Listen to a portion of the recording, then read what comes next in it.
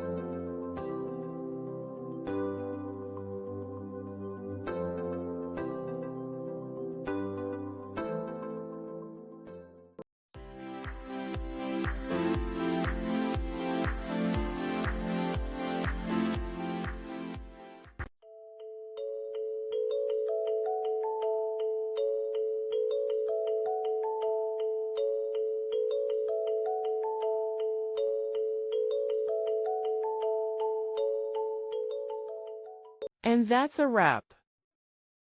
I hope you found the answer you were looking for. If you did, take a second to hit that subscribe button. It really helps out. And let me know in the comments which solution worked best for you. See you next time in the debug zone.